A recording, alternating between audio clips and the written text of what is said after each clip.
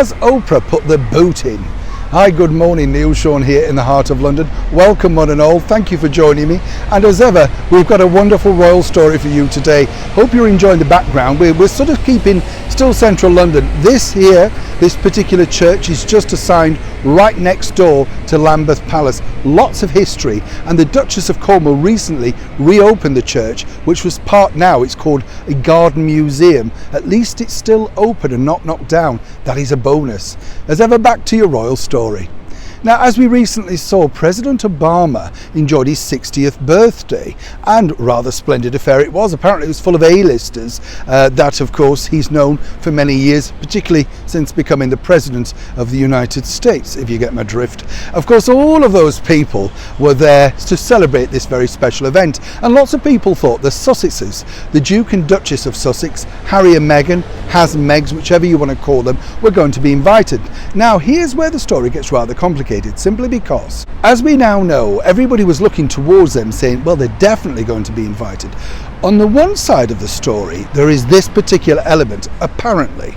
Now, allegedly, according to good sources, the reason why they were not invited was simply because Michelle Obama, who Meghan considers a very good and close friend apparently, did not like the attack that Meghan and Harry did on the Oprah Winfrey show way back in March. You know, they're very family orientated, thought this was kind of dirty laundry, airing, that type of thing. The other side of the coin is that Oprah Winfrey was unhappy too. But why? Well, it appears that Oprah allegedly was unhappy simply because of the backlash that she kind of got for the interview. I say kind of got, everybody was laughing at Oprah really, simply because she didn't ask the questions that were begging to be asked. So, did Oprah put the boot in?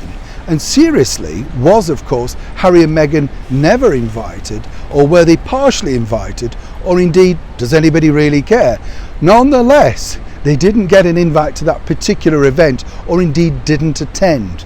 But moving forward, this is a big problem now for Meghan herself, because if this is true and Michelle is rather underwhelmed at that particular interview, I think Meghan was hoping to connect on a presidential level to see exactly how she could move her career and her brand forward. Whatever you may think, Meghan and Harry have very been clever in sort of following the path that Michelle and the former president have taken since, of course, being removed from the White House. Netflix, books deals, that sort of stuff. Clever move by them. And this would be a terrible faux pas for Meghan if this is truly the case. If it's simply a case of falling out with Oprah Winfrey, well then of course Oprah's a very esteemed broadcaster, very well connected.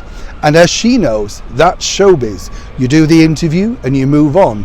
For once, perhaps Oprah's markled the Markles. Neil Sean in the heart of London.